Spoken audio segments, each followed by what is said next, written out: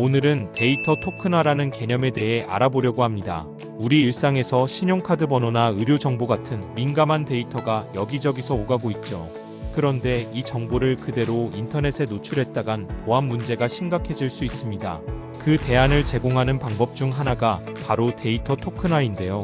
이게 왜 중요한지, 그리고 실제로 어떻게 작동하는지를 지금부터 함께 살펴보겠습니다. 토큰이란 무엇인가? 블록체인 위의 디지털 단위. 토큰은 블록체인 상에서 관리되는 디지털 단위를 말합니다. 코인처럼 채굴로 생성되는 것이 아니라 주로 스마트 컨트랙트 등을 통해 발행되죠. 토큰 표준. 이더리움에서는 ERC20, ERC721, ERC1155 등이 대표적이고 BNB 체인에도 BEP20 같은 표준이 있어요. 토큰의 활용. 보통은 가치 전송, 유틸리티, 거버넌스 등을 위해 쓰이지만 최근에는 데이터 보호 목적으로도 토큰을 활용하기 시작했습니다. 데이터 토큰화란? 정의. 데이터 토큰화는 민감한 정보를 무작위 토큰으로 바꿔 원본 데이터를 노출하지 않고도 안전하게 전송 저장할 수 있게 하는 과정입니다. 예를 들어 신용카드 번호를 전혀 다른 랜덤 숫자로 치환해 거래에 사용하는 거죠. 암호화와의 차이. 암호화는 수학적 알고리즘으로 데이터를 변형하고 키가 있어야만 복호화할 수 있습니다. 반면 토큰화는 원본 데이터를 가리기 위해 전혀 다른 토큰을 부여하는 개념이에요. 특히 규제 준수가 중요한 금융업계나 헬스케어 분야에서 많이 활용됩니다. 데이터 토큰화가 중요한 이유. 데이터 보안 강화. 토큰화된 정보만 노출되므로 설령 유출이 되어도 실제 민감 정보가 드러나지 않습니다. 규제 준수. 신용카드 업계나 의료 분야에서는 법적 규제적 요구사항이 엄격하죠. 토큰화를 통해 민감 정보를 직접 다루지 않는다고 인정받으면 감사와 보안 부담을 줄일 수 있습니다. 안전한 데이터 공유.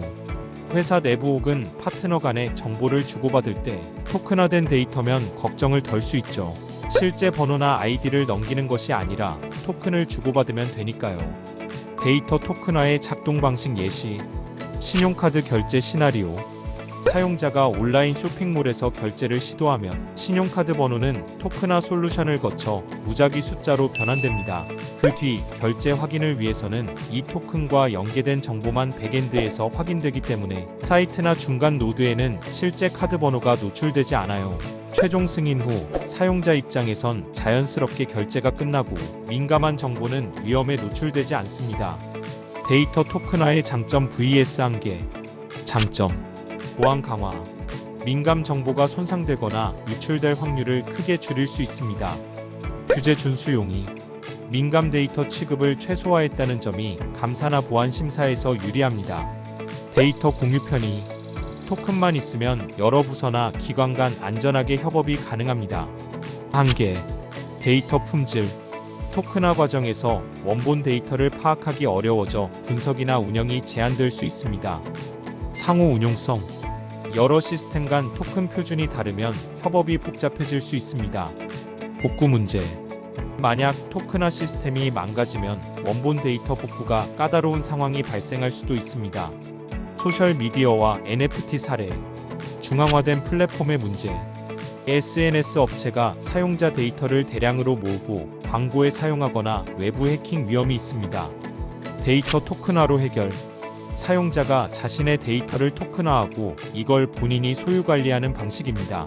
필요시에만 해당 플랫폼에 접근 권한을 주거나 NFT로 발행해 판매 거래할 수도 있습니다. 사용자 주권 강화.